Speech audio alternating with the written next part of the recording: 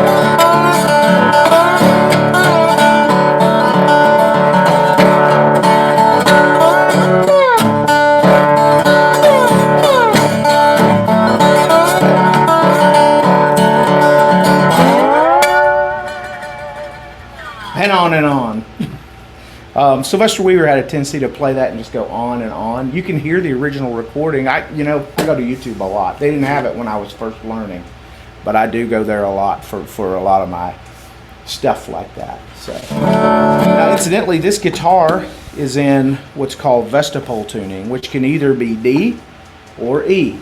I'm assuming that they picked that name based on the chord form. So either way, if you were in standard tuning, you would make your E or your D like that. Okay? So D, which is what I'm in, is D, A, D, F sharp, A, D. Okay? Now this guitar is a little bit of a problem, so it's not going to sound as in tune as it could because it's been through the war. I did tune it to E and found out that's a really bad idea because it puts so much stress. I broke off the headstock, took it to a luthier, and he said it's never going to be the same again, but I love it, and you can see it's lost pieces and things, so I still use it. So let me just demonstrate another style that you can do with this tuning before we really get into things, and that's a tune by a guy named Mississippi Fred McDowell, and this is more of the kind of stuff I was listening to when I learned, when I started.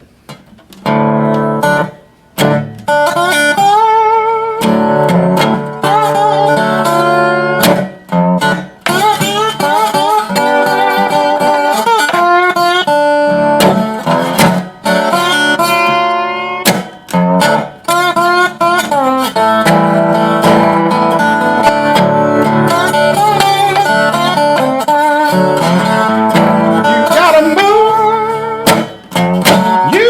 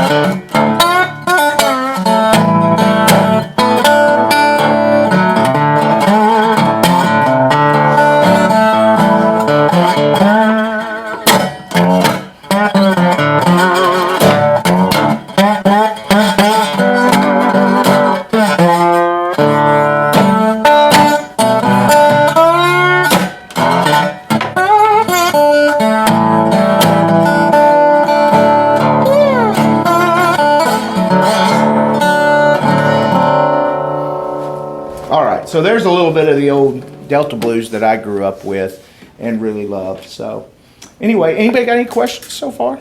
Anything? Anything? What tuning? What was that tuning you said? This is open D. D, A, D, F sharp, A, D. Okay. Yes. So a little bit about me. Like I've already said, I grew up in Arkansas and I moved up to West Virginia in 1991, right after I got out of high school. And of course, I lived up in Pennsylvania for a while and just really was interested in slide guitar when I first started playing when I was about 12. You know, my family was very musical, so I was surrounded by music my entire life. Now, they mostly played old gospel and country and western, but through going to black churches with some of my friends when I was growing up, I got, you know, turned on to a lot of different kind of players. Like that song there is actually one of the songs, the older spiritual type songs that you would hear people play even in the 80s if you went to the little black churches out in the middle of nowhere in the Delta area in Arkansas. And I would do that just because I knew I could find the people that would show me what I wanted to know. Because like I said, there was no, you know, Google, there was no YouTube. So I would go directly to the source, and my granddad got me started because he had been a cotton farmer, and he had a lot of people that worked for him, and a lot of them played guitar, and some of them played that style, you know. By then, some of them were playing rock or whatever as well. I mean, it was the 80s after all. It wasn't like I was in the 30s running around. But a lot of the older guys, and they were more than happy to show a little white kid how to play the blues. And so I felt kind of blessed I was able to learn in a way from the source of a lot of this music by hearing it from those guys. And just like the recordings, you know, they tuned to these. A lot of them had one guitar, and they would switch from one tuning to another. And I think that's why a lot of those recordings are not in tune, because they were constantly retuning their guitars from one thing to another. My ear, probably. Yeah, exactly. Robert Johnson's one of the only ones I hear that actually is in tune when you hear him and Charlie Patton when you listen to their recordings. A lot of times you get Sun House and, you know, Mississippi Fred McDowell and a lot of other guys, and their guitars aren't really all that in tune. But through Delta, I got into Piedmont. I got into Texas blues styles like Mance Lipscomb and Blind Willie Johnson, if you're looking for folks to listen to from that time period that played slide. And all that good stuff. So, to get started, I'd like to just talk a little bit about the equipment involved. And a lot of you guys already know you need a guitar, preferably steel strings, and a slide of some kind, right? What kind of a slide do you normally use at home? Me? I currently don't have one. You don't have one. What kind of slide do you Looking use? at those, I'll The get brass one. The brass ones? I use the glass 212. You look the glass ones? By Dunlop. Yeah, Okay. I've got a glass one as well. You got a glass one as well. You guys are, you know, right after my heart. I love glass because when you get the thick glass, it really gives a nice tone when you get thick glass. Now, I brought some other slides to show you guys. Here's a very thin one. This one doesn't belong in the blues because this was a Stella Artois bottle. Okay, so it doesn't have the blues. It's got like the yuppies or something. I don't know, but it has a neat sound. As you hear, like the one I was using.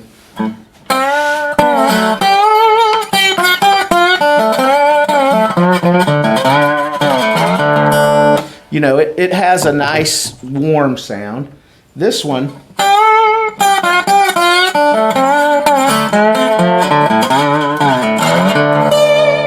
It's got a little bit more of a bright sound to it.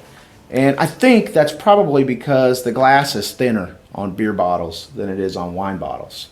You know, these are the thicker ones that I make are made with wine bottles for the most part, unless I get like a, I don't know, a vinegar bottle or something that's got a long enough neck to make one.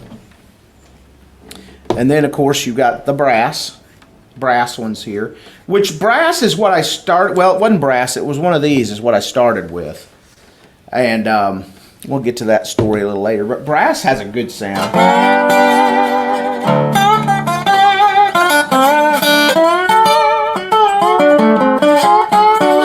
You know, it's got a nice sound. There's a lot of density in the material. The more density you have, and with glass, you have to make it thicker and thicker to get more density. The more density you have in the material, the better sound you're going to get a lot of times. And then I have this one, and this is a very thick piece of metal. This was a tractor bushing. Yeah, I just wanted to try it. Still Yeah. got the Tractor Supply sticker on it. Yes, it does. Actually, and that's from the Arden. You guys know where Arden is? Arden Oval Road out there. They have a John Deere place out there, and I was in there one day getting parts for a chainsaw, and I said, "What the heck? Let's get a tractor bushing and see what it does," you know. And I can't really use it much on my pinky.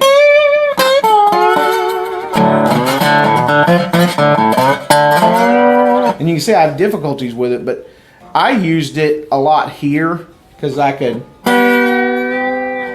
if I'd really work on it, you can do some pedal steel tricks if you put it on your middle finger. And I got like 5 sausages mounted on a ham, so I need something big for my middle finger. And then last but not least, I got this because of Billy Gibbons. You guys know who Billy Gibbons is? And he uses these Reverend Willie's Mexican Lottery brand slides that are made out of ceramic. And I got this, and for a while I really loved it. But because I'm used to these little stubby slides that I make, it really doesn't work.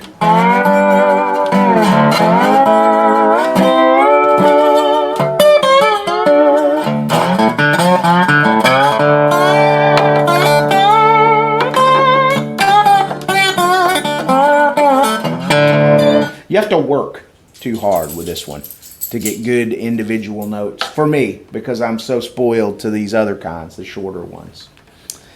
And then, last but not least, Mance Lipscomb used a pocket knife. Really? Yes, he did. And he would take it and hold it in his hand like this.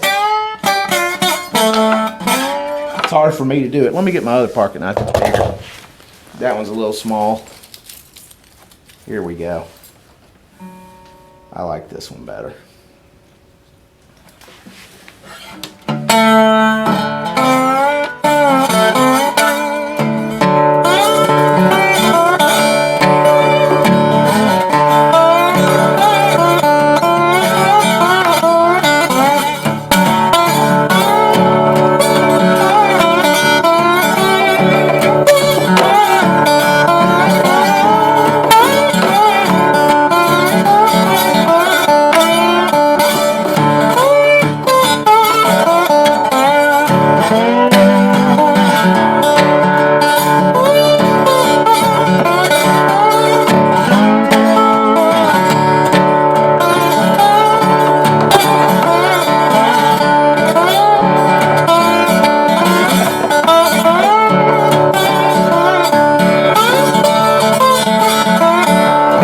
That's a little tune, if you can recognize it when I try to play it with a jackknife. That's a tune called Titanic. It talked about, there were a lot of tunes that talked about the wreck of the Titanic back in those days. So that's the way that Mance Lipscomb would play it. And from what I understand, Blind Willie Johnson, who I really learned his stuff with a regular slide.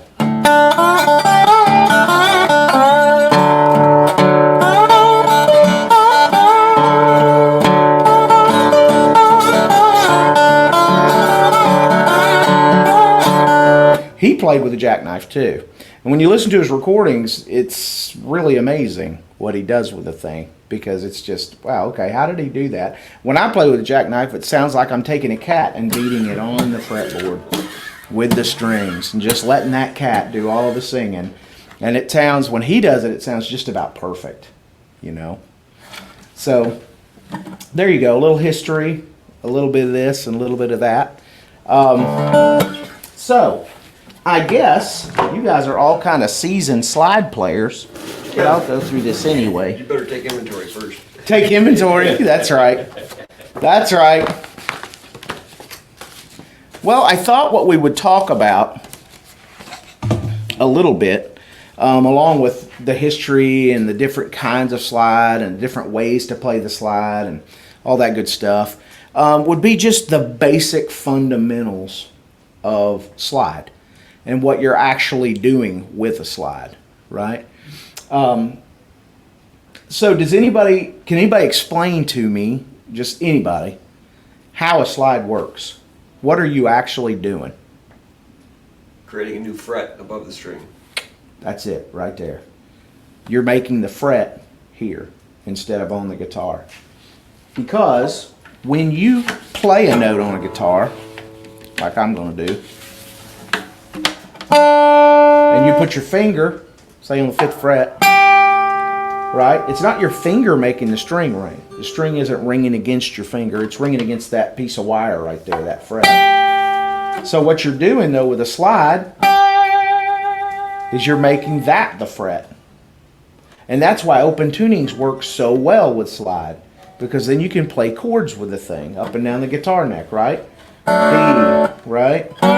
G, A, C, D. And you can move them around. And what a lot of those dudes liked in the kind of music that I really focus on, which is the old country blues, and other types of music, Derek Trucks too. If you listen to Derek Trucks and all these newer guys, it's a very vocal sound, right? So, and I read a book, and I'll go here, I'll be an anthropologist for a minute and tell you, I read this book, and the book was talking about why is blues the way it is as far as how it doesn't fit in and does fit in to our 12-tone Western scale. It's because when they came over, when the slaves came over from Africa, the music that they were used to was not based on a 12-tone scale. They were based on a semitone type of a scale, where you have all these different notes in between. And that was really because a lot of their music was made with voice, right? And they had slide stuff going on. And they had instruments like banjos that they brought over, but they didn't have frets. They were fretless instruments that came over with them. So they had all, instead of just having, those are the notes that are available to me if I'm going to use my fingers on a guitar on the top string, right? Up to the 5th fret. I mean, I could go on, but there's nothing in between here and there, right? Unless I do one of two things. Either I can bend the string, which is hard for me to do on my guitar because I use such heavy strings for the slide, or I can get all the sounds in between with a slide, which makes it like our voice. You know, with your voice you can do anything. You know, and you're not going to get it on a regular guitar neck or on a piano, right? If you just sit down. Yes, go ahead. Before I forget, your string size, what are you using? I got a weird set on here. This is a 12 set, but I found I love the sound of a 16 on the high, and since I'm not really doing a lot of fretting, it works well for me. You know, I don't. Yeah, it's a thick one on the high one, and on this is actually a set. I wish I could tell you it's got a 16 on the high, but it's a set that goes thicker going down. This one doesn't. We go 16 and then we pop down to a 14 here because this is a 12 set for the top 5 strings, and then I take a 16 and put it on the high string because I just like it gets a nice, you know, and I can get a nice harmonics and stuff with it and not have to worry about it dying out on me. This one has got like it's like almost like a bass string. It's like a 56 or something on the bottom. But I use D'Addario, what's it called? EFT 13 is the set that I actually buy for my G-tuned guitars. Unless it's my Martin, which then I'll only go up to a 12 and I won't even put the 16 on because I love the guitar that much. This guitar's already shot, so I could throw anything on this. Take cable, I guess, you know. Take big fat, I don't know, barbed wire and put on it, and it wouldn't matter at this point because it's just so beat up. I mean, this string sounds like a banjo because it's so bad off. But at any rate, that's what I have here. What do you like? This is just whatever it came with. I don't know Okay. what's on it. I just bought this one right Okay. What strings do you like to use? On my electric, I use 11 to 52s. Okay, that's pretty heavy on electric. That's good. I've used heavy strings for a long time. Okay, just kind of used to it. Yeah, I like the warmth and the tone that I get out of the heavier strings. Okay. What about you? What kind of? I use 9s or 10s on Okay. my electrics, but Billy Gibbons says to use later. Yeah, well, and what they found, and not to, because I believe that too. You kind of do get a warmer sound, especially on an acoustic with a heavier string. You get a different sound. But what they found with electrics is that, I don't know, there's not a huge amount of difference, especially when, like Billy Gibbons, you're going through effects like crazy. So, what about you? What gauge do you like? This is probably, these are Diodario or the Ernie Ball Super Slinky, something like that. Okay. This is probably a medium. Some of my guitars were perfect with the 125 or 120 plus. Okay. Absolutely. And then on my acoustic, I just had to go to thicker strings because the two upper strings, B and E, were just too tinny. They had a terrible sound. Okay. And so I went to a 12 Right. for the E, and it better now, much better. Sounds a whole lot better.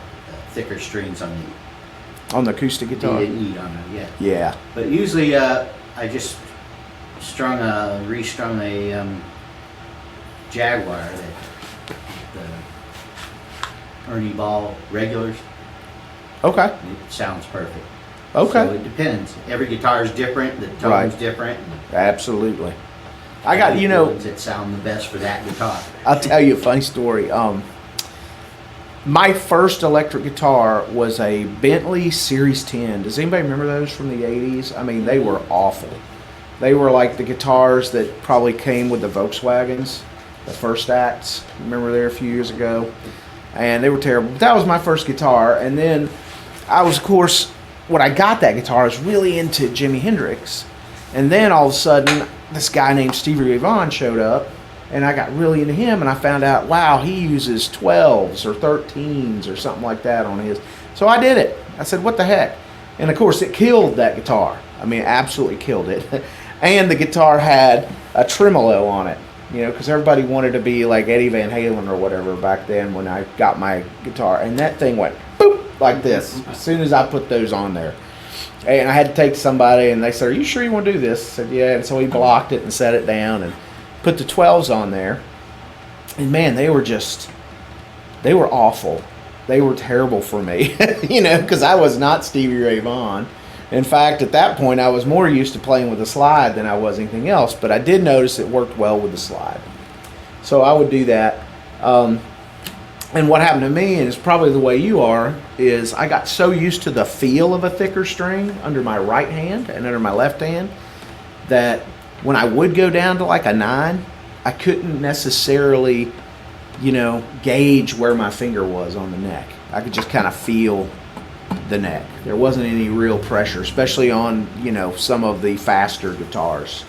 Now, I will say that later on, as I aged and as I got a little bit of arthritis in my hands, I did switch to a 9 when I was in a country band and had to do a bunch of bending and stuff because it was just so much easier for me, And eventually I settled on this because I just, with the arthritis, playing slide is much easier for me than trying to do a bunch of, chords and stuff like that. Okay. Anyway, enough of that. But Derek Trucks had an interesting thing that he said in an interview about string gauges. It doesn't matter for slide players. It's all about your touch with the slide. 'Cause I have a Telly and I put 11s on it.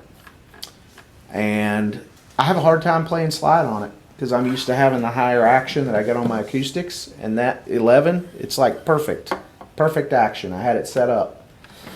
And so playing slide on it, my touch is a little too heavy, even without 11 on there. So it's all about what you're used to doing. Absolutely. All right, well, I suppose we ought to get into a little bit of actual playing, huh? Does anybody have anything they want to share to play? Okay. So the basic thing is just the slide, the strings, and you know that you're creating a nut on the other side of the string from where it normally is. Now, I don't know if you guys noticed, but when I put the slide on, it kind of looks like I'm holding a little stone or something in my hands, right?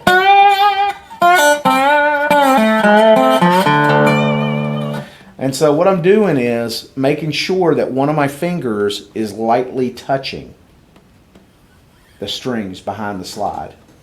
And that's so that I don't get the other side, because this is, you know, of course the nut down here, it will ring on this side just like it'll ring on this side, right? And if you don't cover it up, sometimes you kind of hear the other tone coming through. You'll hear a lot of this on Sunhouse's recordings because he had a tendency to just let his fingers be up, right? And you can kind of tell when a player does that because that's what he does. Mississippi Fred McDowell's like that too. He'll...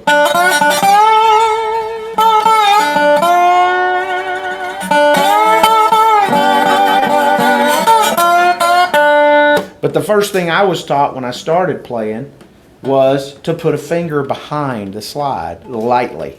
No pressure. Did you have something? I did. Dust My Broom. I couldn't think of the name of it, but Oh, yeah. that's a fun one. I played with that one a little bit. Have you? Okay. Very, very little bit. Now, which version of it do you like? I don't. Is it the, like, that one? Yeah. All right. Well, let's work on it a little bit. Let me hear. Well, I'm not good enough to even lead that right now. So Okay. how about if I'll just follow you? That's fine. Guys, you want to join in? We'll play Dust My Broom. Let me show you how it goes first. You're going to be in the key of D, right, which is the key of the guitar for this one. Elmore James, Robert Johnson did Dust My Broom originally. Elmore James covered it, and that's really the more famous of the two. Okay, so the way this thing works, you're going to go to the 12th fret, and on the first two strings, just like that.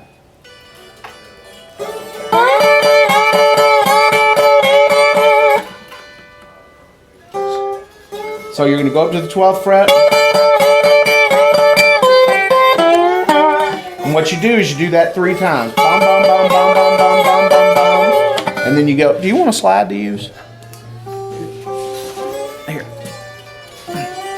And then you go to the 10th fret and you play the first string, second string, first string. So.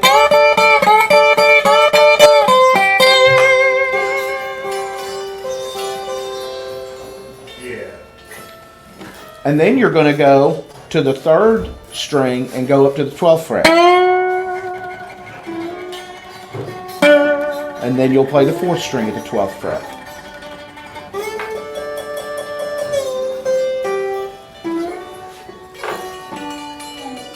Yes, that's it. So let's try it together. We'll try it a little bit slow, all of us together. Anybody got any questions about what we're doing, how it works?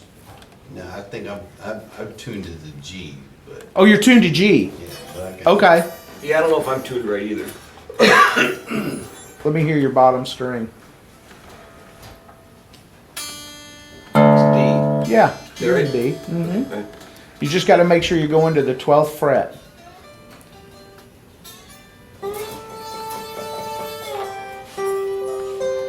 Okay, so I'll count it in. 1, 2, 3, 4.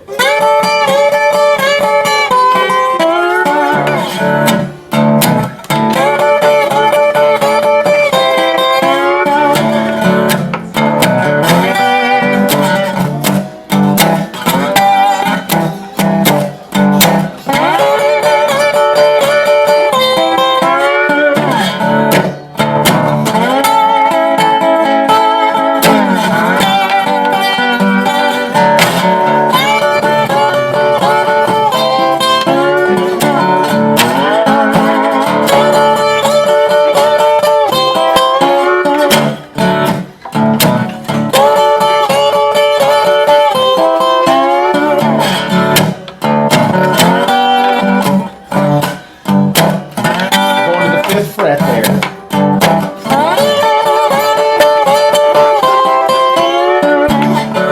And then the 7th. And then the 5th.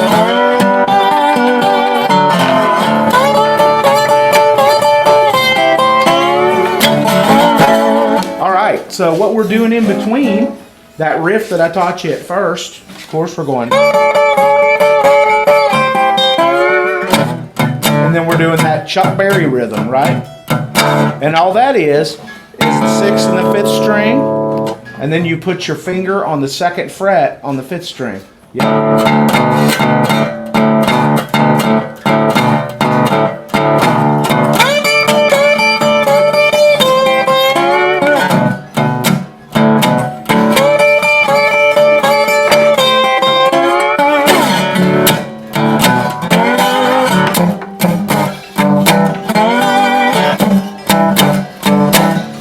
We're moving up to the 5th fret and we're going right, and the way I do that is I grab the 3rd string and go up to the 5th fret, and then when I get there I go ahead and pluck the 1st, 2nd, and 4th strings.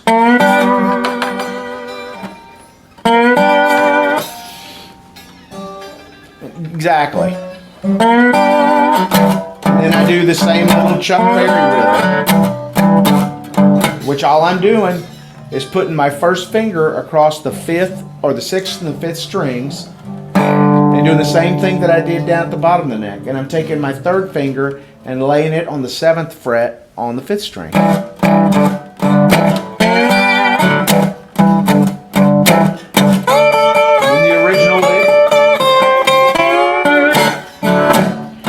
The same lick, but I go up to the 7th fret, and then I do this little 1, 2, 3, 1, 1, 2, 3, 1. So I'm going 7, 5, and doing that little yep, and then I grab the 4th and the 6th string at the 3rd fret and take my slide and just go. And that ends the movement there. Awesome. Do you have a question? No, it's Okay. awesome. Okay. Let me pull it up here and I'll sing it and we'll play it together. It'll give us a chance to get really good on it. If I can find it. There we go. I can see. Whew. I can see. All right. 1, 2, 3, 4.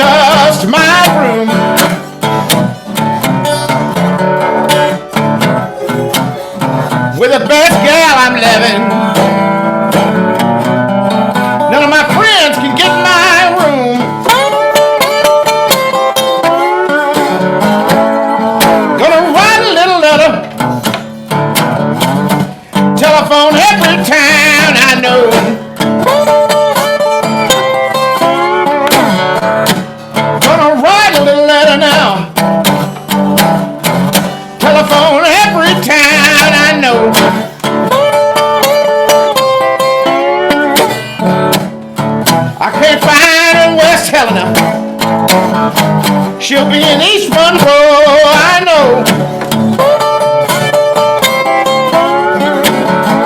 Then the first thing,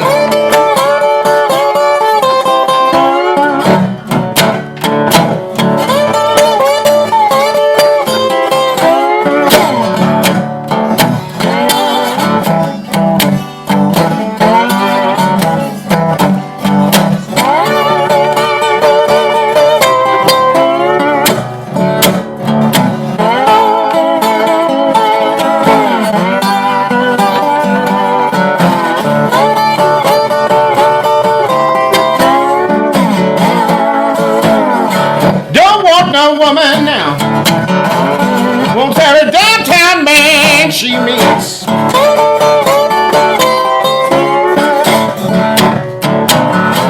Don't want no woman now wants every downtown man she meets.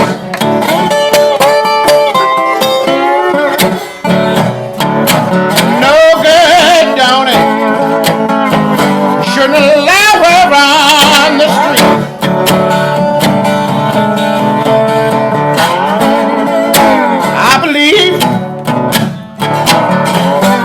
I believe I'll go back home.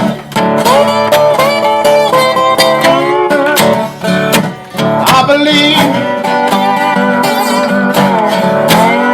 believe I'll go back home.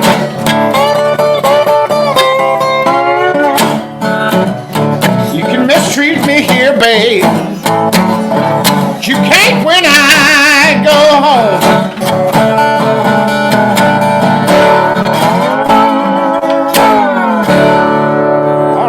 Good job, guys. Good job. So I know one thing is like when you get into another tuning, kind of like when I did, because I started and I was learning, you know, the regular, you know, but down at the end of the neck using what are called cowboy chords by some folks. We just called them chords when I was a kid. Thank you. But one thing is it becomes like this big mystery, right? Like, where are we? What are we doing? How do I figure it out? You know? And it's kind of like learning a language. You can learn to play slide and just learn the licks, right? Like, that's what I did when I first started. I knew how to play.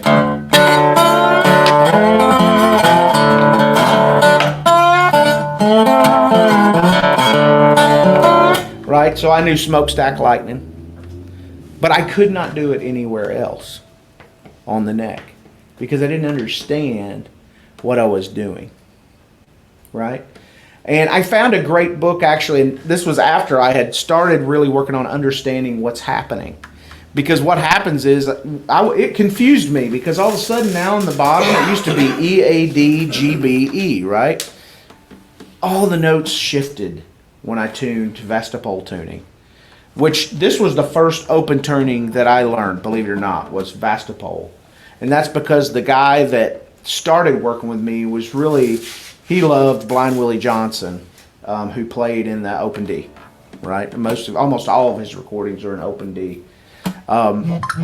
So, to make a long story short, it confused me. I didn't know what was happening on the neck. So, let me just throw a question out there. Where would I play an F? Does anybody know? An F on an open D tuned guitar. Where would I find an F chord? Second.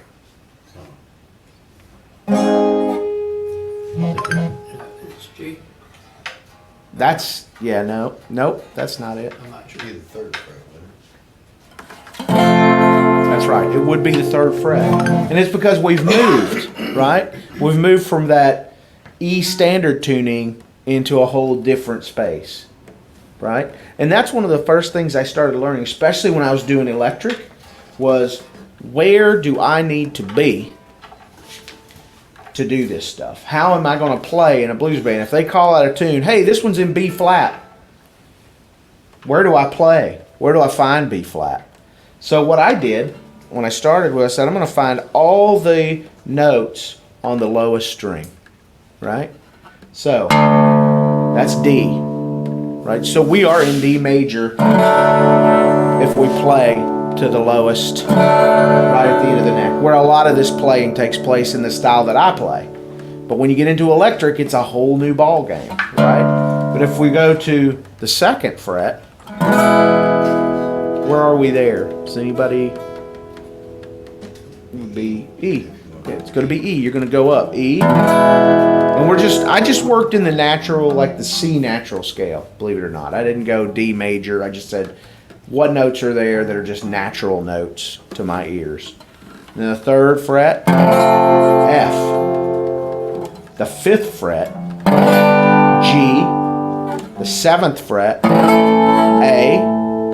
The 9th fret, B, 10th fret, C, and then the 12th fret, again, we're back to D. And what that did for me was it gave me the ability when I got into a band situation, if they said, this is a blues in the key of C, I could go 10th fret.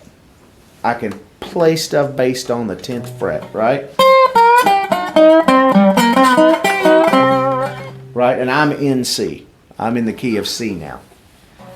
So the other thing that happened for me that was interesting was, if I'm going to play a solo, where am I going to do that? How is that going to work? You know? Because I know I do this. Do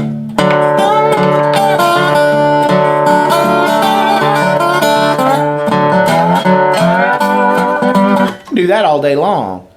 But if somebody said, we're doing a blues in C, what do I do? Right? So, and it's because when I get into where the notes are, going up the strings, then I get a big surprise. And what works with the slide versus what worked with my fingers, right? So the top two strings really, they haven't changed other than to play a C, you got to go up 2 more frets because you tuned it down to D, right? So that's a C. Excuse me. That part of the major scale hasn't changed. This hasn't changed, the blues scale on the top 2 strings, right? From when I played fingers. But what has changed is, where does that lay out in terms of what I'm doing with the slide and to make it comfortable to use the slide, right? So what I have found is that, and this came, you know, believe it or not, a lot of this stuff came from listening to the Allman Brothers. Because Dwayne Allman, he was the man on the slide guitar, right? When I was a kid, as far as you were looking for an electric player, and if you didn't know who the Chicago players were, or you wanted to have something that sounded a little smoother, a little less of the sort of just ramshackle approach that you got in a lot of the slide playing out of Chicago, which, don't beat me up for that statement, but that's kind of the way that worked, you know. So I'd listen to him, and he would do this, right? Those kind of licks.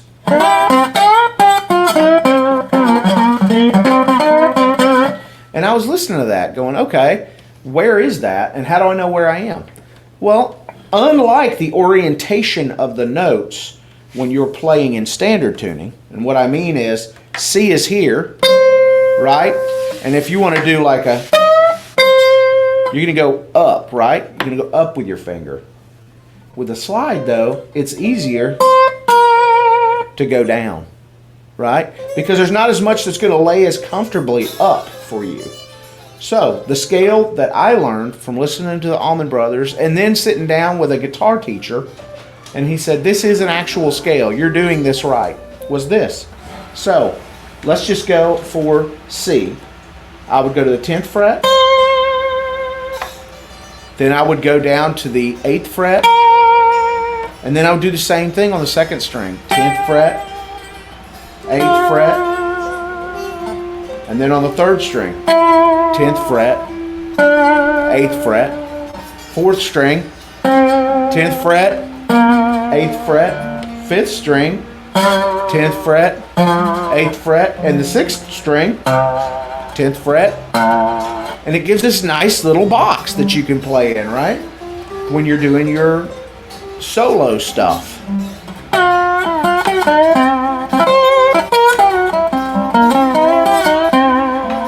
And it really lays out well for you. You know, you can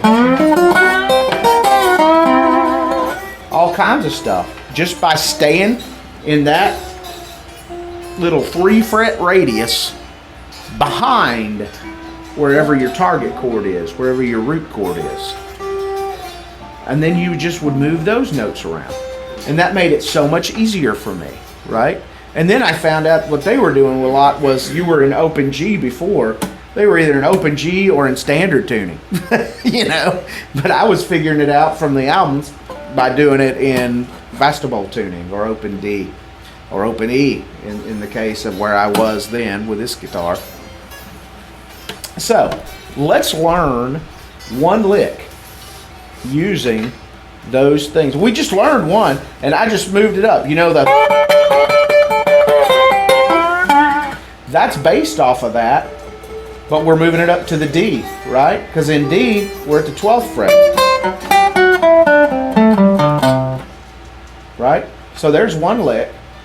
Now, another one. And you can move that around. That's the cool thing. If I went to a blues jam, which I went to one a couple of weeks ago, I'm a member of the DC Blues Society. They have a blues jam. I went over there. I said, I'm going to go jam.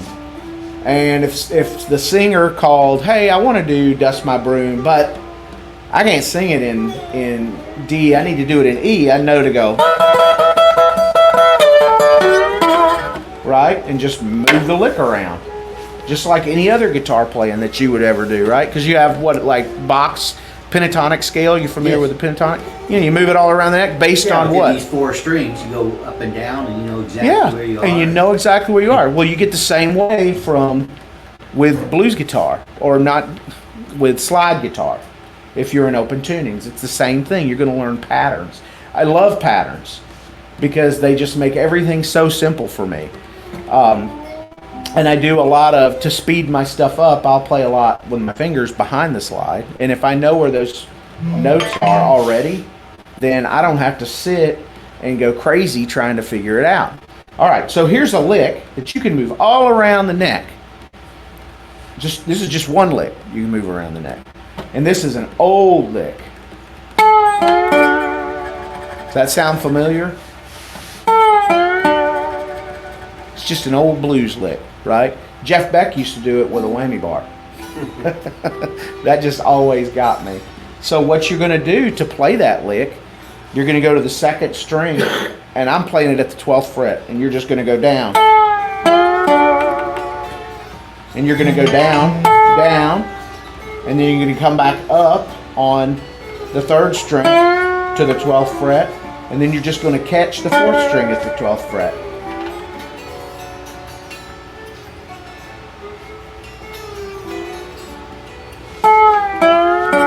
I'm hearing it out there. You're getting it, even though you're not tuned to an open tuning.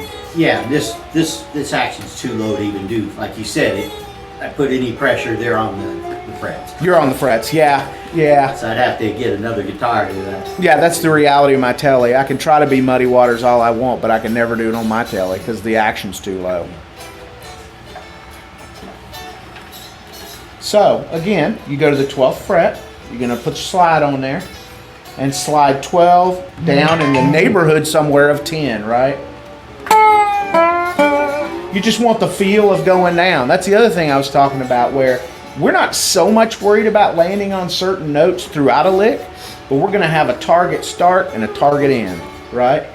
And the other notes are kind of just out there in space, which I love about slide, because you can, you know, and do all kinds of things. So again, you go to the 12th fret on the 2nd string. You're going to hit it and then pull back. And then you're going to grab the 3rd string, wherever you are, and bring it up to the 12th. And then when you get that 3rd string up to the 12th fret, as soon as you get up there to the 12th with that 3rd, you're going to grab the 4th string.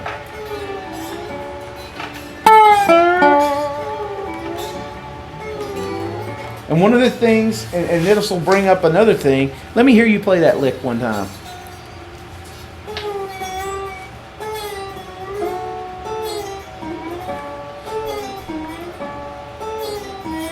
That's good. That's good. And the one thing that you're going to learn over time is called finger blocking. And this is a technique that's going to help you play that cleanly, right? So you're not going, which actually sounds fine. You're going to hear that a lot in blues tunes. But if you're going to play it and just get the single notes, you're going to go. You see how my fingers kind of gravitate back? That's why I like to play with fingers or a thumb pick, because my fingers then can block the sound of the strings instead of, now I'm going to talk about it and then not be able to do it, because it's something that is just naturally happens for me now. So that what goes on is I don't have to worry so much. You know, I can let ring what I want to ring, and cut off what I want to cut off, you know?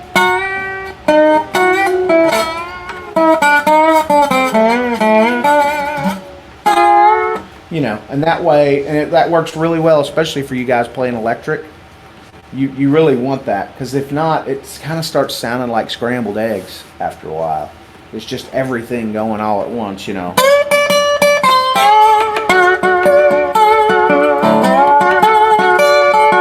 You know, which sounds cool, but sometimes you just want one note, right? And the way I started working on this technique was I would go on the second string, because I naturally just kind of pluck that with my first finger, right?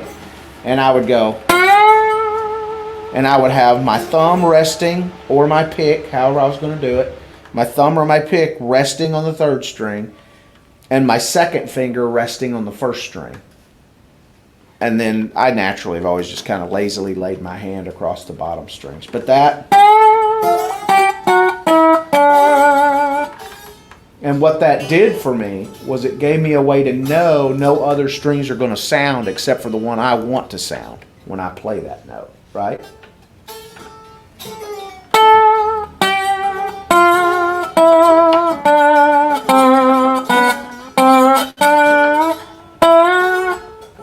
Right? Go ahead and try that once. Just put your second finger, your traffic finger. Put your traffic finger on the first string. Or if you're playing with a pick, you could still do, I guess you would use this finger because you're going to do it like this, right? If you're playing with a pick instead of a thumb pick, you would put your fourth finger on the first string, you would rest your pick on the third string, and you would use your third or your traffic finger there to pluck the note. And that way you're not getting any other undesired notes.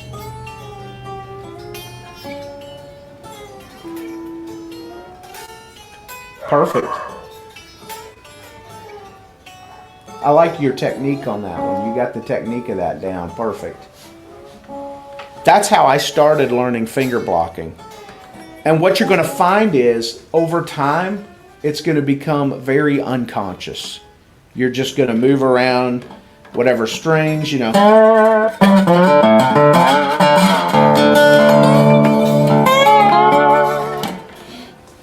Excuse me, I apologize. But, so, one thing you can do, how do you practice that and make it interesting, right?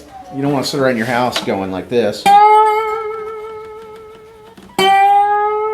I never liked that. So just find a string of contiguous notes that you can play that sound good, right? You can...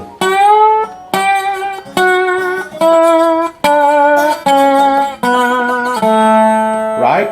So it's open, 2, 4, 5, 7, 9, 10, 12. And those are all notes that are going to be found in the D major scale.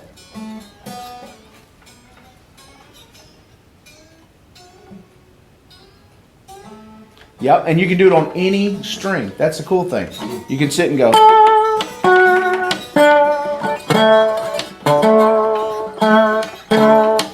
So you're resting your thumb. I rest my thumb pick when I'm playing single notes like that. On the string above it. Mm-hmm. Yep. That's what I do. I rest it on the string above whatever the target note is to keep that string quiet. I let the fat of my hand just kind of sit on the other strings.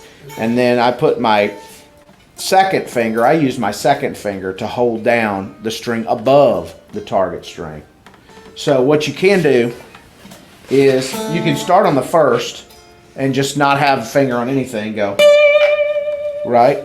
And have your thumb sitting on the second string. Then you want to play the second string, so you're going to let your thumb rest on the third string and have your second finger resting on the first string. And then you're going to play the third string, so you're going to have your thumb resting on the fourth string and let your second finger rest on the second string.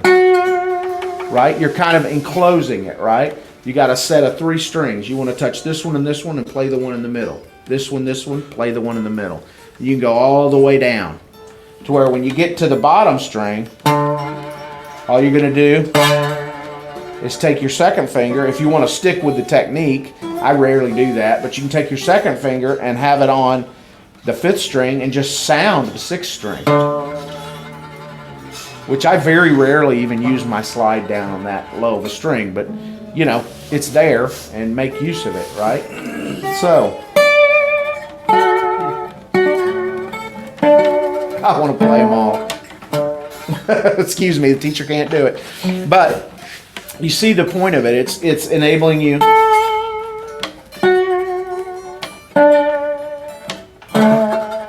to be able to do that, right? To be able to isolate a note.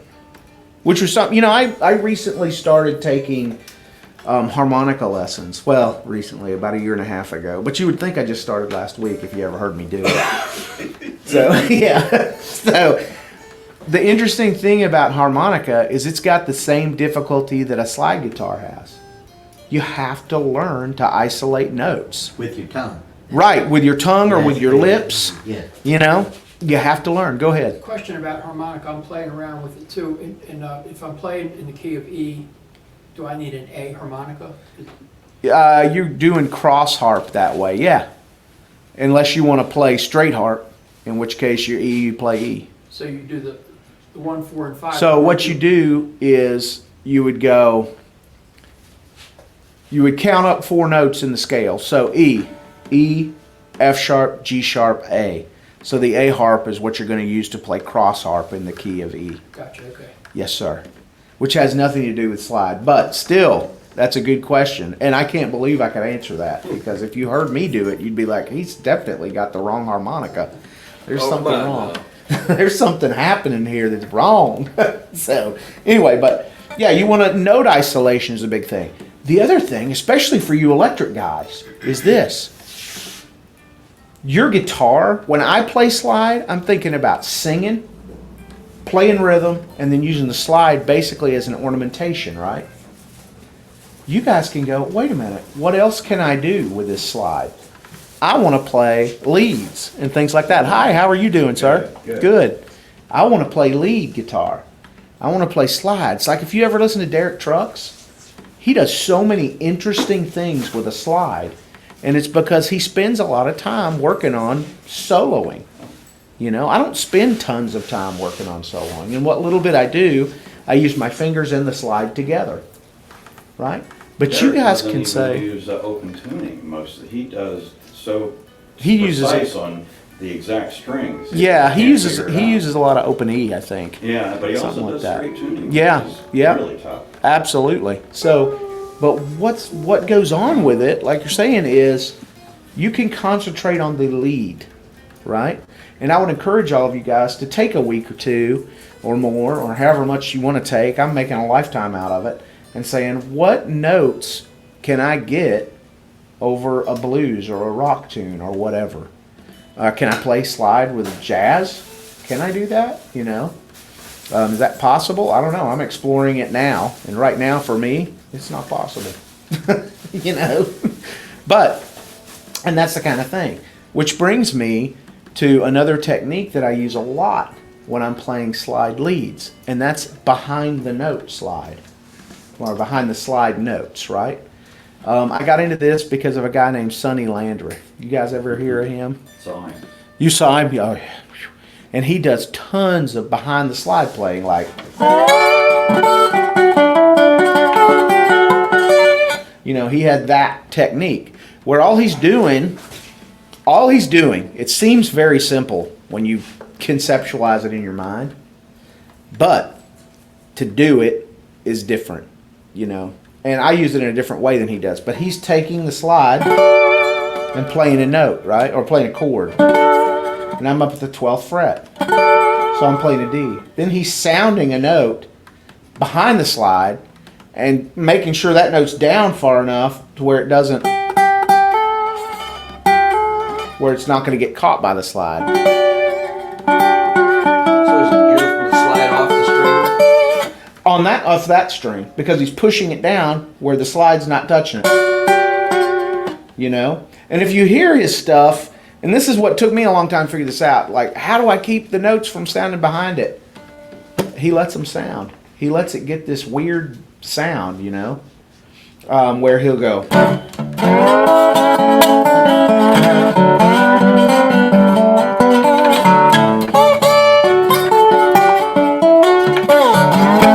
That kind of stuff in his blues playing. I don't know if any of you guys have ever seen, there's a YouTube segment where he's just sitting there playing, I think it's Highway 49. And he's playing a slide guitar, which he doesn't use a bottleneck like I use. He uses something more like this that's nice and long. It makes it easier for him to get those big chordal things that he does. But here's how that works. You just take your slide, and in our case, you can pick any fret you want. Since we're working at the 12th, let's stay there. And you're going to lay it across, and let's play strings 2, 3, and 4. Okay? Then, let's take our first finger and press down on string 3 at the 10th fret. Right? You get that.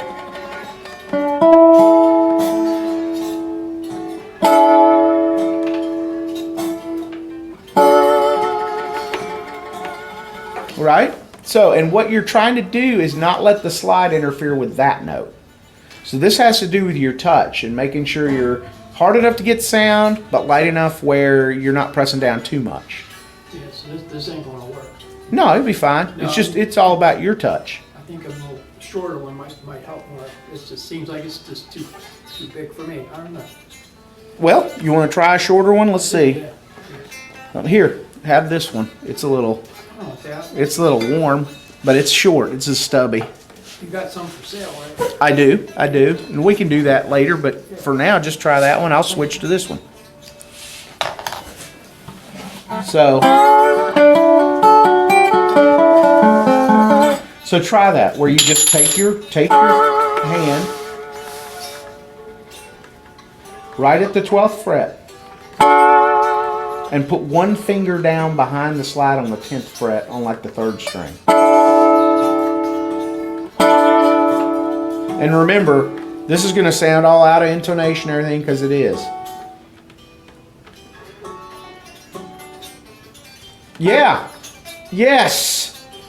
Yes. I like that. You're getting it. Cool. Now here's the cool thing. Remember the scale we talked about for the slide earlier? Where you're just going 12, 10, 12, 10, or 5, 3, 5, 3, or 7, 5. You're just, guess what?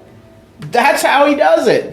Now, he's got more advanced stuff than that, of course, I'm sure, but that's what I figured out from watching him and listening when you watch him play. Mm-hmm. He'll put that slide straight and gets all kinds of weird sounds, doesn't he? It's almost like he's doing a chord on the other side of the slide. That's exactly what he's doing. Yeah, it's crazy. That's absolutely. So, and it's hard for me to get when I get further down where the strings are closer to the frets.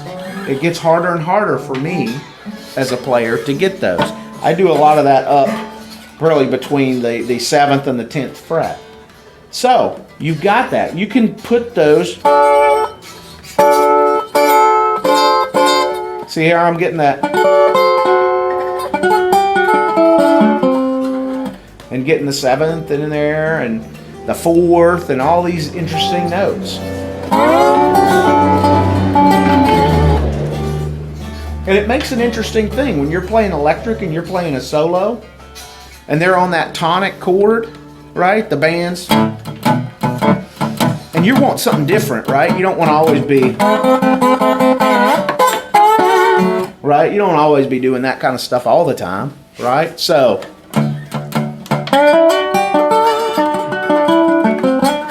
throw something like that in. People will go, what was that? What was that? What did you just do? And what's cool is you can do it in any tuning. You can do it in standard. You know, what's interesting about that is if you can find notes behind your slide that either change the tonality of the chord or will go along with what you've already got, then you're set. Now, what I started learning and what I did when I got into Sunnylanders was I started saying, okay, well, there's another sound that I like. Have you guys ever heard of a guy named Skip James? Anybody? Skip James? Okay. He's from Bentonia, Mississippi. He's an old blues player. And he really didn't do a lot of slide. But what he would do when he went up to the 5th, right? Because in blues you got 1, 4, 5, correct? For your 3 note choices. 1, 4, 5. When he would go to that 5, he would make it minor. So he'd have a lot of things like.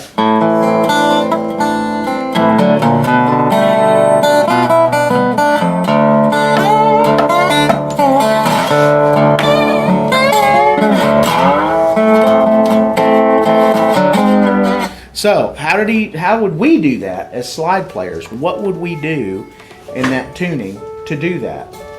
Well, that's part of knowing the notes on the guitar, right? What makes a chord go to minor? Does anybody know what happens? What note moves in the scale to make a chord minor? The third. Yes, Yeah, the third goes flat. Yep, it goes flat. It goes down 1/2 tone, right? So you're going to go down a 1/2 tone. Well, where's the third on this guitar? Does anybody know where the third is? It's always going to be, if you're using the 6th as your root, it's always going to be the 3rd string. That's the 3rd. Hear that? Sound very major, right? What if I move my finger back to the 4th fret? Ah, now we're at minor, right? So all I did was I moved the note that occurs on the 3rd string down a semitone, down 1 fret. Yep. Now, here's what's cool. If you get into the behind the slide playing a little bit, you can play those chords with the slide and 1 finger. I'm letting this finger, you can't really see it because of the way my hands are built, but I'm letting this finger push down on that 1 fret behind, right? So that means I can go.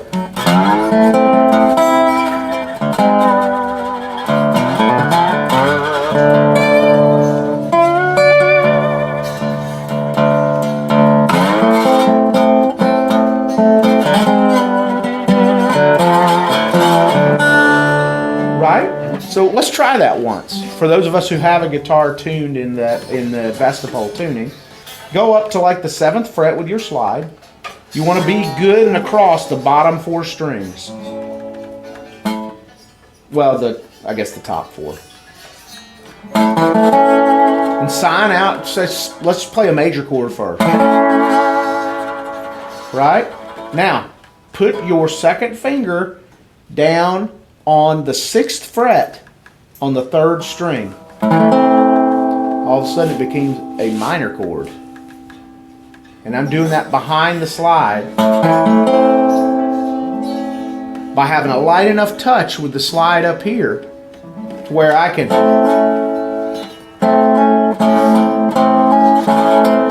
See, when I move that string down, it moves away from this slide, and now the fret is actually giving me my tonality.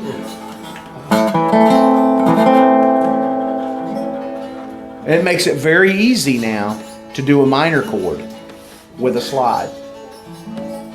So the cool thing about slide is you aren't stuck in anything, right? You can even do jazz chords. What about a minor 7th? Right?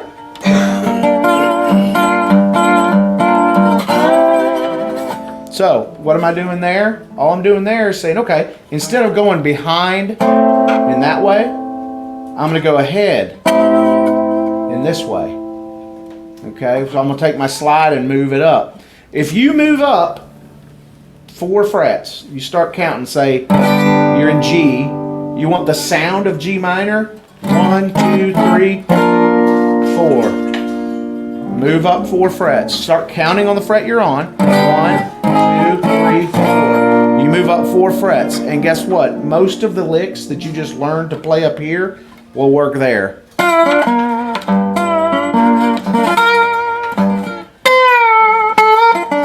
Right?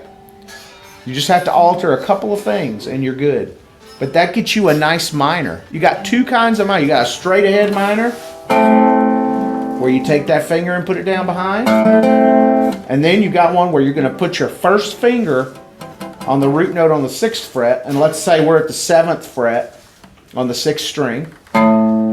And then I'm gonna take my slide and I'm gonna go across strings 2, 3, and 4 at the 10th fret. And now I got a minor 7th chord. You know, so if you want to do, I don't know, what's the one minor song I do? It's by Coco Taylor. Walk the streets at night, you on my mind. All I want to do, run around crying. That's why I'm crying. Right? So now you can do a song with minor chords in it, which really comes in handy if you get into a recording session and the leader goes, well, we're not doing blues in here, but I need slide. But this one's in minor, okay? It's going to sound like John Denver or something. So figure it out, you know. So now you got major, minor, minor 7. You can even do major 7. Well, if I can get a finger on the right string. Right? How does that work? Again, you're going to go 1/2 tone, 1 semitone down, 1 fret down from your 4th string. It's hard for me to do down there, but up here. You hear that? Now I've got a major 7th chord. Or if I want to get the full 7th, right? And that's what all the behind the slide stuff will do for you as you explore it. It's a very open thing where you can really do all kinds of interesting things with it, with the chords. And the last thing I want to hit in this tuning, and then we're going to switch over to the open G, the Spanish tuning for you. And I just want to show you guys an open G, one cool old lick that everybody should know for slide guitar, I think, because it's the Robert Johnson lick, right? We've all heard of Robert Johnson, have we? Have you heard of Robert Johnson? No? Okay. I'm going to teach you about him today. And hopefully you'll go home and get on YouTube or something and go, oh, there's Robert Johnson, or on Spotify. I don't know if the Robert Johnson Foundation allows free streaming, but I know you can find it on YouTube because there's plenty of old pirates out there putting it out. Okay. What about harmonics? You guys use false harmonics ever? You know what I'm talking about? Okay. It's where you take your finger, lightly touch the string, and then hit it. And you get this neat little harmonic sound. Right? And usually most people do it at the 12th fret, 5th fret, and the 3rd fret. Okay? There are other places on the guitar. Yep, you're just going to lightly touch. Don't fret. Just lightly touch with the fat of your finger. There you go. Isn't Like that that. Chris Squire technique from Yes? I don't know. Is that what he does? Does he do? I know a lot of players do that. A lot of players do that. So let me show you. Let me come up so you can see what I'm doing here. If you take the fat of your finger and just barely touch the string.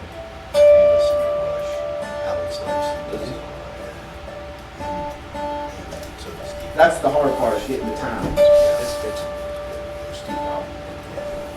Just watch my finger one time.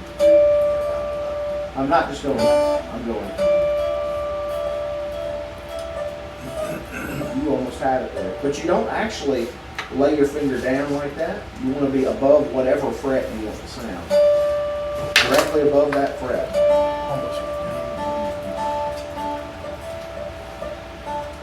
You're almost getting it like.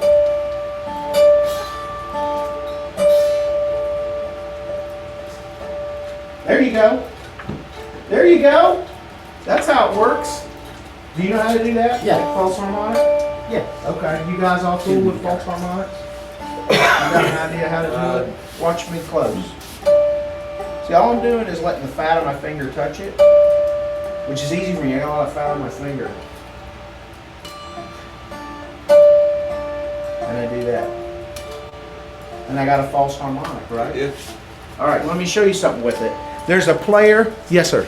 I didn't want to abuse this, I'm assuming these gentlemen have paid, so I didn't know to come in and No, grab this it. is free. Oh, I didn't know that. Yeah, I mean, you're good. It's like the coolest thing I've seen in I can't tell you how long. Well, thank you so I'm a much, sir. self-taught hack. Do you know how to make a false harmonic? Oh yeah, yeah. Okay, so you know to. Oh yeah, I mean, Okay. I have an awful lot of tricks that I listen to a lot of people, Okay. but I've never been taught. I've never. That's seen the best anything way like to this. learn. Well, but you're showing me things that I've never seen. Okay. I'm a decent hack. I'm not nearly as good as you. Well, I was shown by people too. Yeah. Right in front of me. You weren't here earlier when I grew up in Arkansas, right along the Mississippi Delta. And there were players there back in the 80s still Oh yeah. that played this old style that I play. And they're the ones who taught me. They taught me how to make my slides. They taught me how to Neat. do Well, it. I have my Coracidin bottle in the car. There you It was go. given to me in San Francisco in Okay. 1977. There you go. So you got a real Jamming with one. some guys and You got a real one then. It's a real one. Yeah. Yep. Yep. They're hard to come by. That's It why fits they. just right. And Oh, I've had yes. 40 years. And I haven't broken it yet. Glad. That's great. See, that's why I love these so much for me. The wine bottles, they'll fit right on where I'm just about at the first knuckle, Right. right? And they don't slide off. When I'm out playing, they're tight enough. Now, sometimes I'll have to sit in the air conditioning for a while after I play. Like if I go busk out in Winchester in the summer when it's hot, my finger will swell. I have to drive home like this, you know? Different sizes for the weather. Yeah. Well, local doors use it at Sears 5/8 Craftsman Sunday. Yes. I'm a big Lowell George fan. Okay. This is hard. Yep. Little Yeah. feet.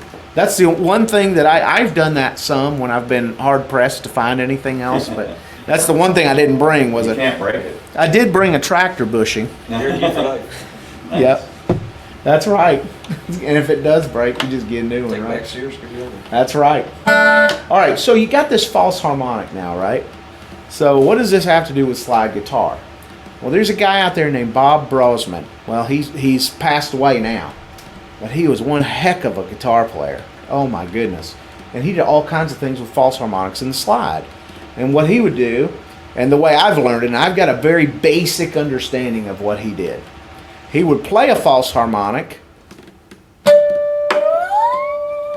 and then take the slide, and he used metal body guitars, which have a lot more resonation, there's a lot more sustain, and he could move it all around and move it all around the neck, right? Either from the power of the vibration or from that metal body. Mine die out pretty quick whenever I do it on this guitar. So all I do, I will play the harmonic, and then I'll come down here and kind of try to ease up on the string. It's kind of a feel string you got to get. And it brings it up. So you're going to do that, and then... Yep. Now he could do it from anywhere on the string. He could ease on there. I have to go down here to the nut because I'm not Bob Brosman. I can't... It sounds kind of weird when I... You know, but I can still, you still got, what's weird about it is you still got the false harmonic ringing when you, the other thing he would do is take his hand, and this comes from the fact that when slide first started, the belief is that it really started in the 1800s in Hawaii. And those players would lay the guitar down like a dobro, like this, and play it, right? And that's how slide first started. And a lot of the players that we think of sitting and playing slide guitar, and I was shocked to find this out. A lot of them that you would think would just be playing with Coracidin bottles or bottles like this, necks. They were using pocket knives and laying the slide thing down like this, or butter knives or spoons or whatever they had, right? And laying it like that. But one thing that enables you to do, if I can find it, can't even find it on this guitar. Take the fat of your hand, right, and get that harmonic. Now what he can do is say, okay, I'm going to take this, say I'm going to play this note, right?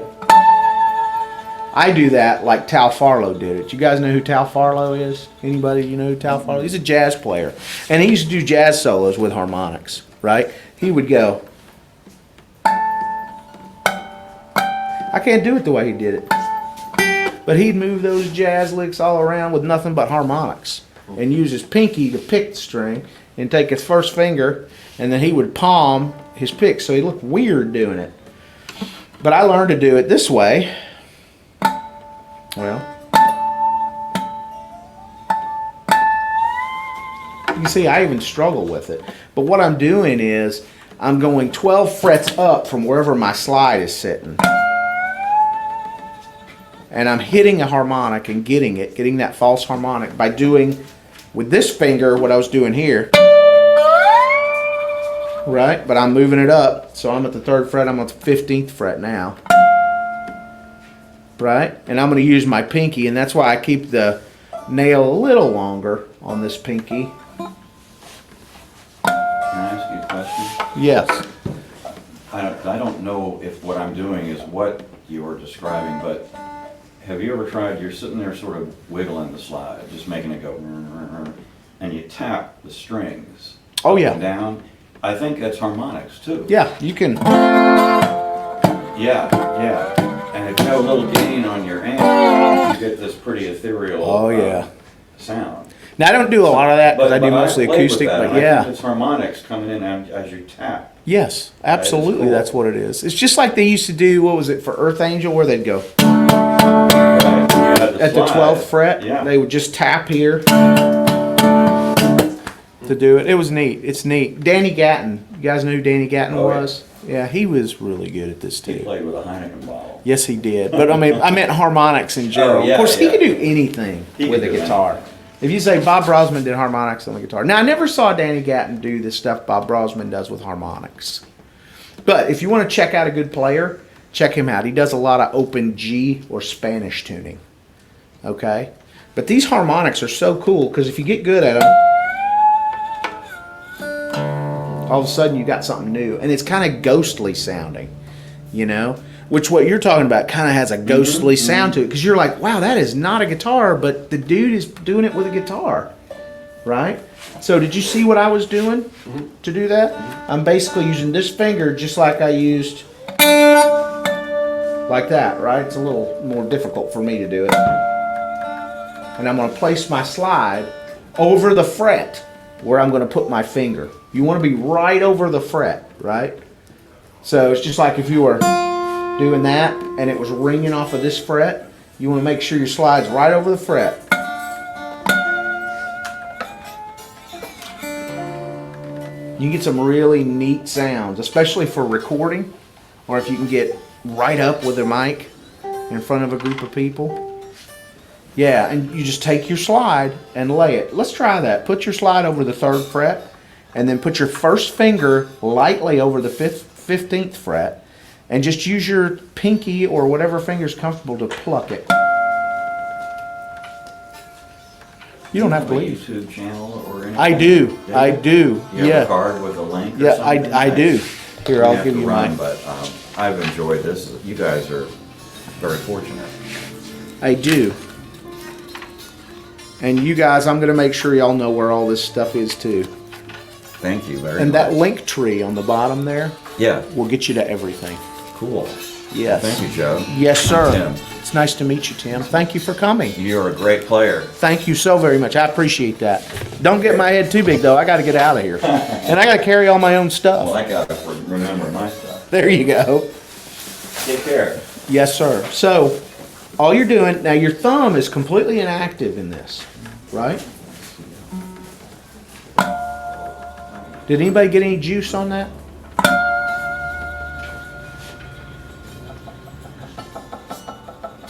You can also tap it like Van Halen did. I can't do that as well. It's hard for me to do on these heavier strings. You can tap it like Van Halen did and get stuff like that. You can do like, oh, what's the guy's name? Oh, he did Somewhere Over the Rainbow. Oh my gosh, Tommy Emmanuel. He does them like, He makes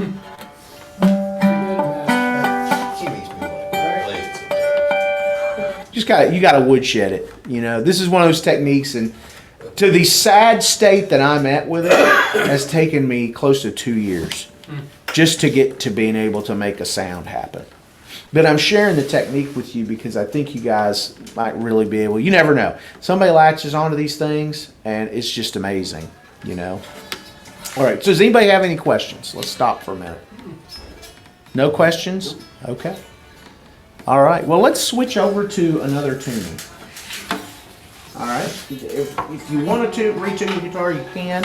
If you don't want to, sometimes it's hard on a guitar. That's why I carry two of them. And this is going to be open G. Just going to spend a few minutes on this.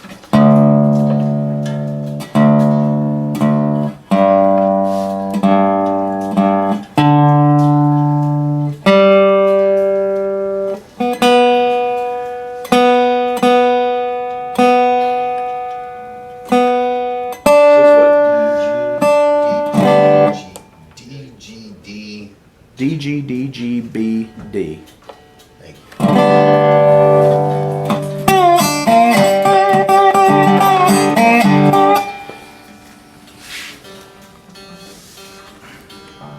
This is the one that Little Rooster's in, right? Little Red Rooster? Yeah. Yes, it is. Can I have the car key? Yeah, I'm gonna go sit out there for a little bit. that's cool. Have fun. And I'm tired. Okay. Which one's the car key? The long one. This one? Yes, Don't bring it back empty. that's right. Don't bring it back empty. Gasoline. Just kidding you. Forget it.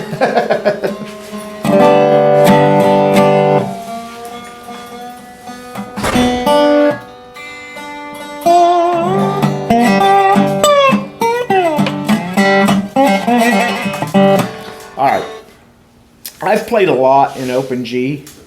Bob Brosman, when he says open G, he says the people's key. And that's because there's so much blues, especially country blues, written in open G or Spanish tuning, what they call Spanish tuning, right? Anybody ever hear of a song called Rollin' and Tumblin'?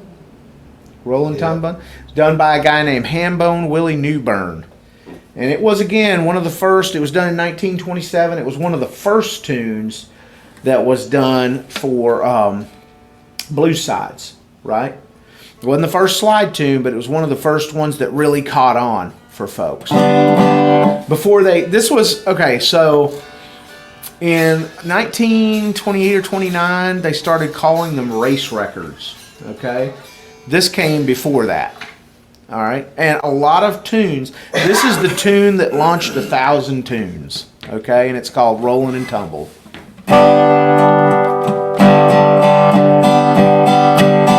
Well, I roll and I tumble, cried the whole night long. I roll and I tumble, I cried the whole night long.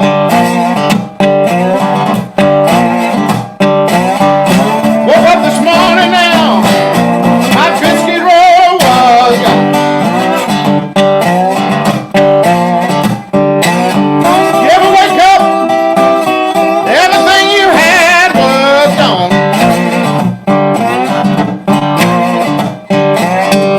Ever wake up now, everything you had was gone.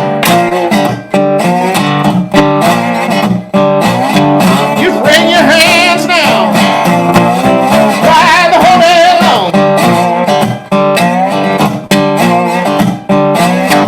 So, it's very familiar sounding, right? And that's because what other famous song is written that uses that same thing?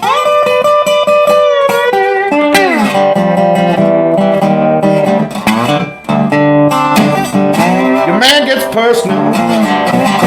You wanna have your fun. Man gets personal. You wanna have your fun.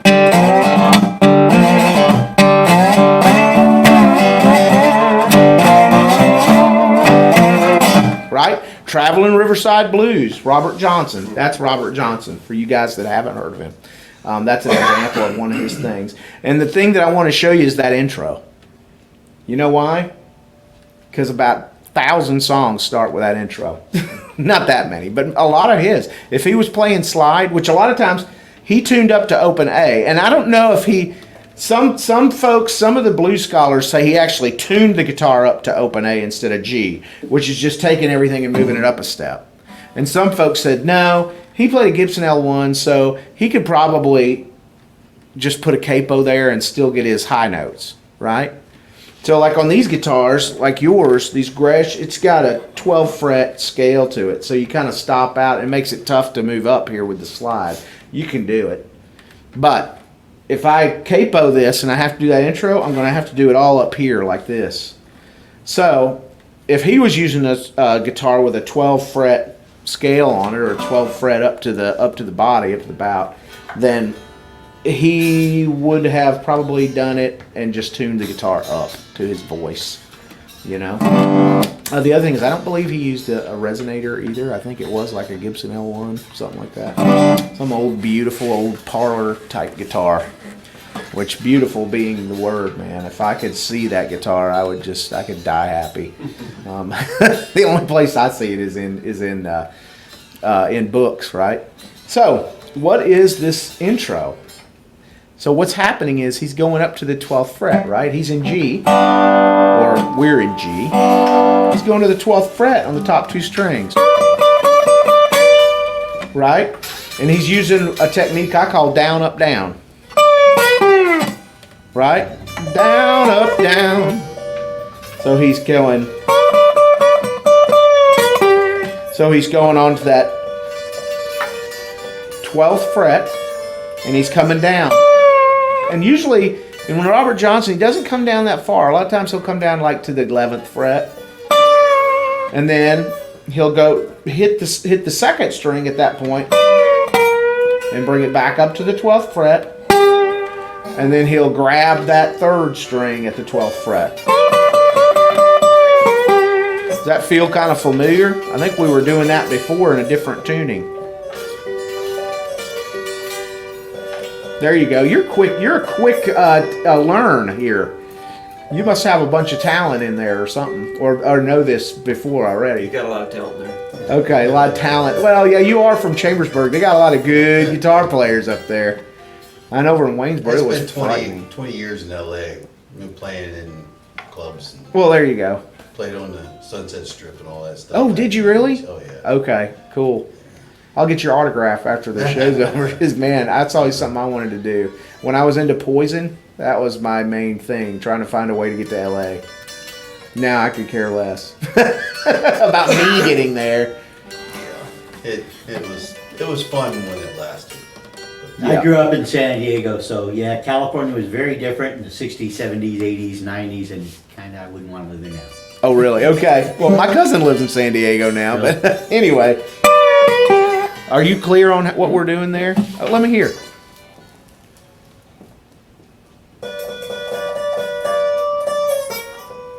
Perfect.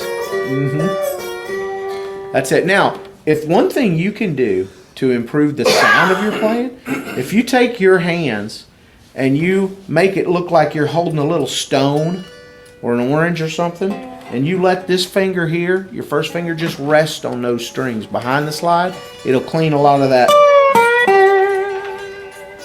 Yes. And I just kind of group everything up around there, you know, and it's just because of the way my hands are kind of naturally made to do that. Yep. So, Robert Johnson.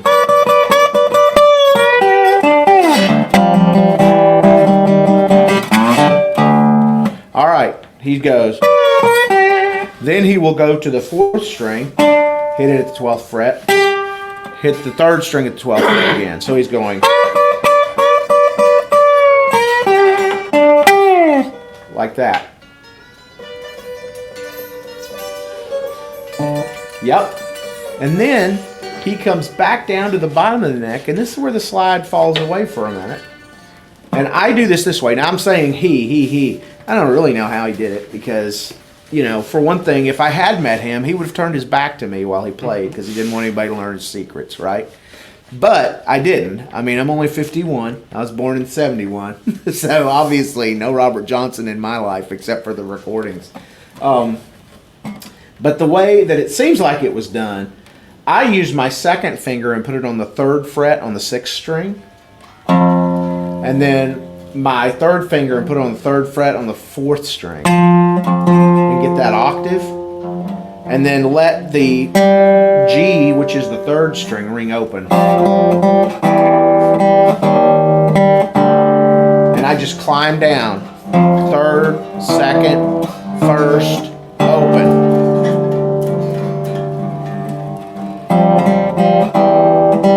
Can you see that? Here, let me come out let me see there. your hands. That's all I'm doing. So you're at the 4th and 6th strings? Yes, sir. You see that? Yep. Okay. And then he would go like this, guys. He would go up to the 4th fret on the 5th string. Okay? Like that. And then he would play the 4th string open and the 6th string open. So.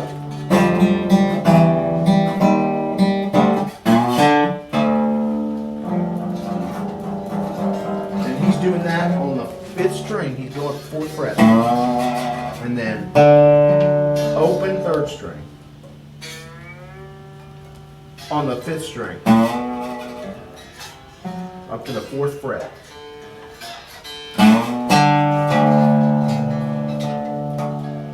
See? And it's that.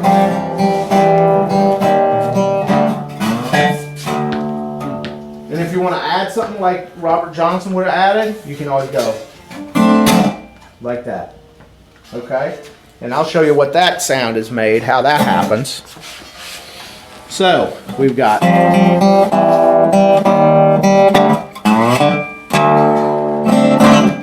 Okay, he did a lot of staccato chords. Now, a D7th chord in open G is made by sounding.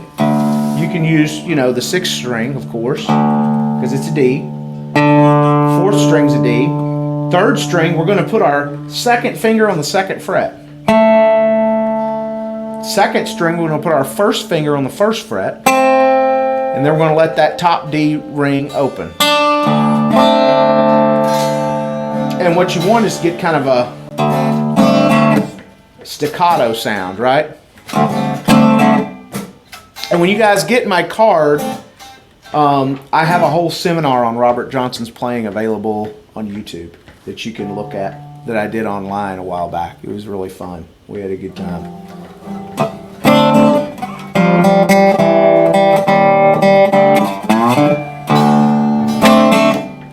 Right? Now his didn't all end that way, but that's the main lick. That's like the Robert Johnson intro, right?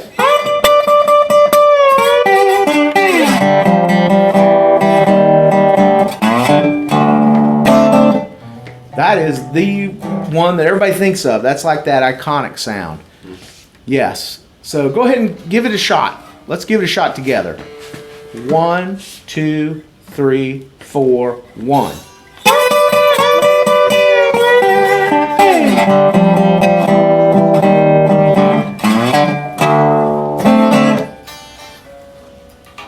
Yes. Now, one thing, if you get into this kind of playing and you're playing with a pick, do any of you guys ever play picking fingers? You do that some? Where you can actually, that's a good thing to have, is that picking fingers. So you can do some things with the pick and some things with your fingers. It'll help you with your finger blocking too. Again, Danny Gatton's a great guy to watch for that, because he did picking fingers playing, A lot of country guys do it. I know that, like me, Derek Trucks, he does mostly just fingers. He doesn't even use a thumb pick. I can't live without this thumb pick. My thumb is so used to floating up here in the air and just letting the strings sound on. Somehow they just sound on their own. Kind of like my bookings. I think God does it. It's just happening, right? But if I take this thumb pick off, it just turns so abysmally bad, So, one thing that I want you to notice about open G or Spanish tuning versus open D or Vestipole tuning. Okay, yeah, they're obviously two different keys, but what's happening with the strings? Okay, so starting at the 5th string, we've got the root, the 5th, the root, the 3rd, and the 5th, right? So what do we have on this guitar starting at the 6th? We've got the root, the 5th, the root, the 3rd, and the 5th, right? And we're adding the root again on the top. Okay? So what you can do, you can say, okay, well now wait a minute. I know licks on this guitar. I know licks in open D that I can play. Right? If I'm in the key of G, that's a lick that I can play. Right? We're going to the 2nd string, down, up, down. Remember that? We just learned that like a while ago. Okay. Well, I can do that same shape because I'm just missing that top root note in open G, but I just move up to the 12th fret. And I got the same shape going on. So what does that mean? What does that mean to me? So what that means is if I'm in Spanish tuning or open G, I know my scale. Just like I knew it in open D, right? Because what is it going to be? You remember the scale where we just did 12-10? That's it. But now you've got this extra note on the bottom, this extra string. So, if I want to play a solo in, say, the key of C, and if I know where my chords are in open G, and I know that the 5th fret is C, I already know my scale from my other tuning. Right? I can do it.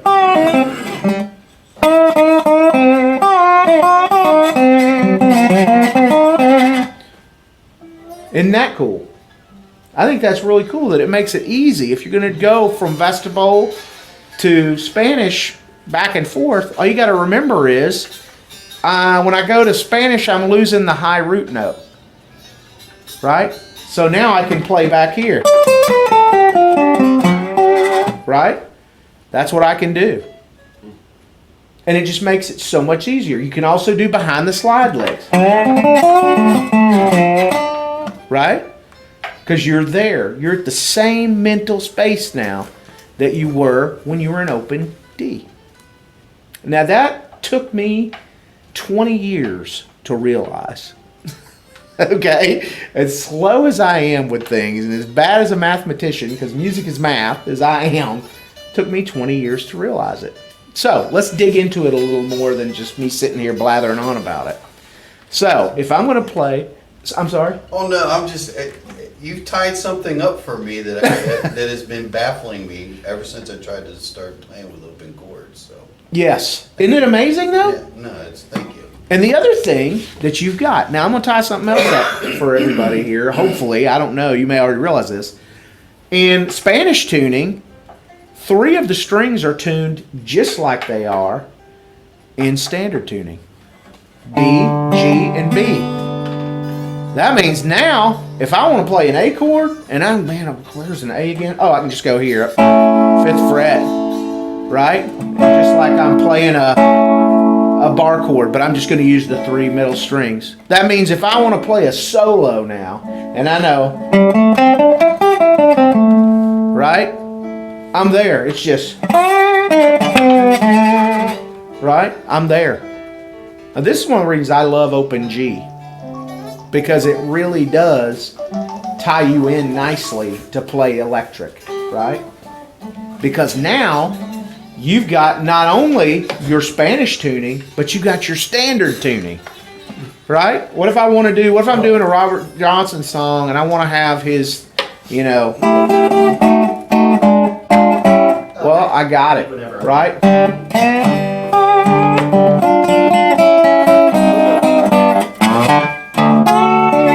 So it's all there. It's all laying there for you kind of on the guitar. So you can take your pentatonic scales, your blues scales, and put it right there. and you've got it. So say you're playing in a band and all of a sudden, we don't want slide on this song, so.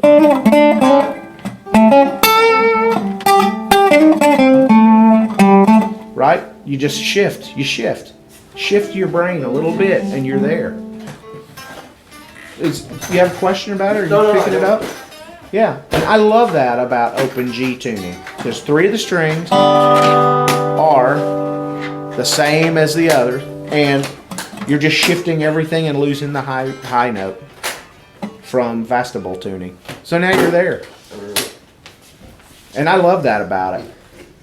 Gotta Now, go. Can I get your card real quick? yes, And you I'll go sure look can, all your sir. stuff up. Absolutely, please do. What was your name again? Eric. Holloway. Yeah. Was nice to meet you, sir. I appreciate you coming out to this. I enjoyed it. I learned a lot. Good. Wish I could stay, but I got to go to dinner with my relatives. There you go. Have a good dinner. Thank you. Are you going to a steakhouse? Angus and Ale. I'm up for adoption in the state of West Virginia. I'm an orphan too, so. Yep. All right. Anybody going to either Ocean City or out for steak? I'm down for either. Ocean City or out for steak? Yeah.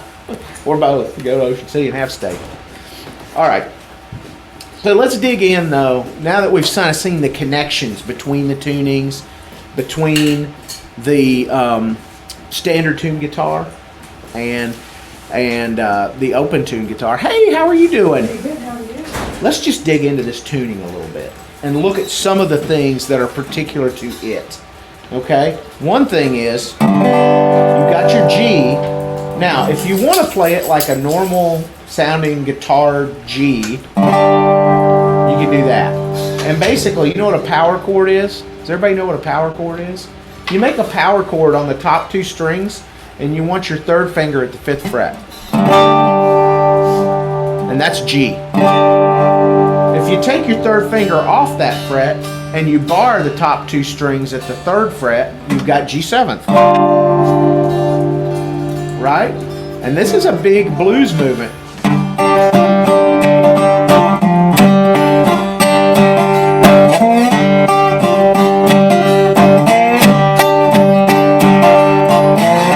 Right? There you've got, almost got the Cream version of the Crossroads, right? Doing that.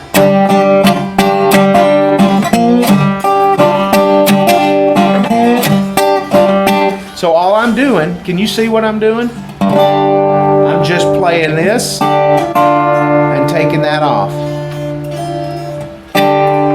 Playing the power chord like that. And then I'm then taking off my 3rd finger and getting that. Right? The other cool thing I can do is I can go, hey, I spent nearly a year when I was between 12 and 13 learning to make an F chord. Am I never going to use it again? Well, heck yeah, I can use it. And I can make a 7th chord wherever I am. Let's make a C7th. Where would you make a C? Up at the 8th fret, right? Right? I mean, like if you were making a C chord in the F shape, right? You would go up to the 8th fret, and you would put your first finger barred across the 1st and 2nd string at the 8th fret. Your 2nd finger would be on the 9th fret on the 3rd string. Your 3rd finger would be on the 10th fret on the 4th string. But whoops, it became a 7th chord, right? Which is so cool. If you guys ever check out Joanne Kelly, she does Charlie Patton's song, Moon Going Down. I saw it on YouTube, and it's like, right? And all she's doing is making that G chord, that F-shaped G chord up at the 3rd fret, but letting that be the 7th, which is such a cool sound. Exactly, you got it. Now, what if I said, okay, but I don't want it like that. And what if I made a D minor shape at the 5th fret and just did 1st finger, 5th fret, 1st string, 2nd finger, 6th fret, 2nd string, 3rd finger, 7th fret, 3rd string. I got another 7th chord, only I'm doing something now that a lot of guitar players can't do easily. And that's getting that 7th and that root just next to each other. If you listen to Robert Johnson's Milk Cows Calf Blues, he uses this chord a lot. I call this the Robert Johnson chord with my students who take private lessons from me. I call it, this is the Robert Johnson chord.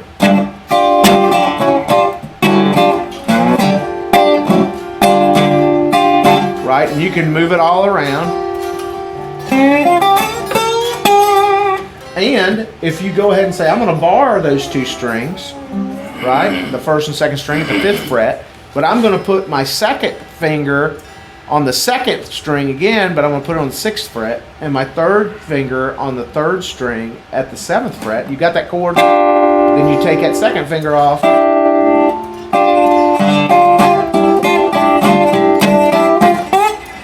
Whoa.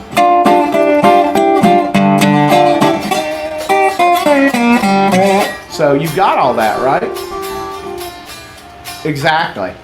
Now, what do you do with this information? Well, now you know where some of the chords you're hearing on some of these old Delta Blues numbers are. Now, for guys who are really into, and this all came out recently for me with the harmonica, going, how do I get my slide playing to be more interesting than...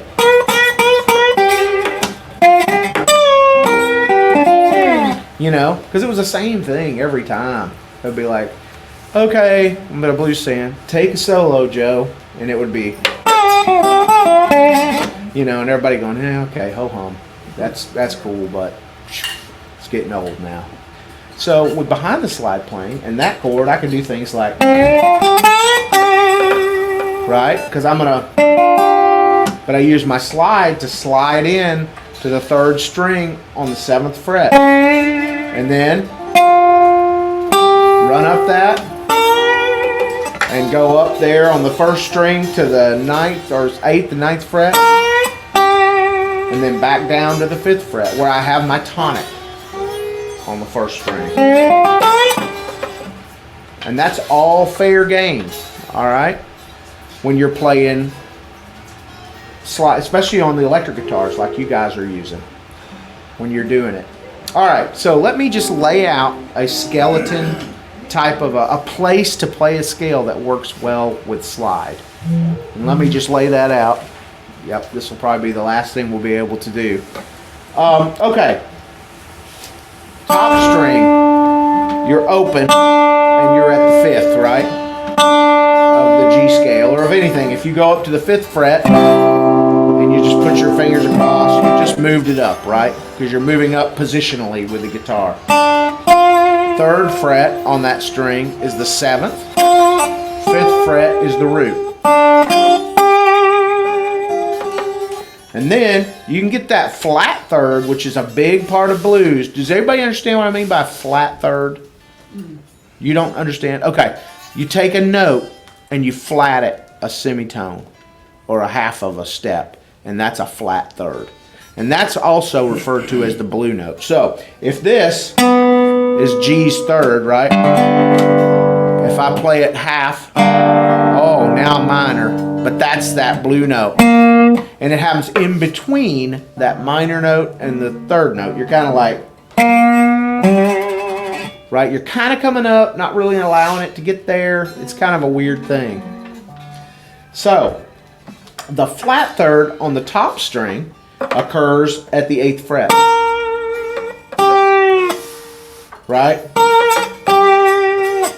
The 3rd occurs at the 9th fret. And then you get the 10th fret and the 12th fret. That's the top string laid out for you. All right? Now, and I know we're moving a little quick here, but it connects, and it blew my mind when from the harmonica stuff when I figured this out, all that. Right? So what are we doing? We're using what we know of that blues scale on those middle strings, right? Yep, and we're gonna go. All of a sudden, there we are. And we can do that in any key now. right? Because we know that's G, that's C, that's D, and God forbid that I had to do it on this guitar, that's E, right? So in C, it's the same.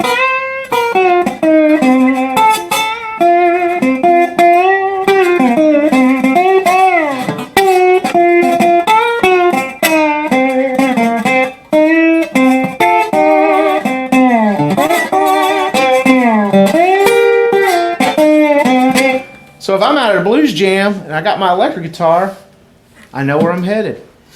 All right. Does anybody have any questions before we end? No? Need some more. You need some more? Need some more. There's plenty more. I'm everywhere. That's a lot of information. It is. Now the good thing, guys, is I'm recording this right now so I can post it on my YouTube channel. So when you guys are ready, if you want to look at it again, it's going to be posted there. I'll probably post it this evening and throw it up there. And I'll also have it on my Patreon. On my Patreon, I include tabs. Hey folks, please drop me a comment and let me know where you're watching from. And if you like this content, please like and subscribe.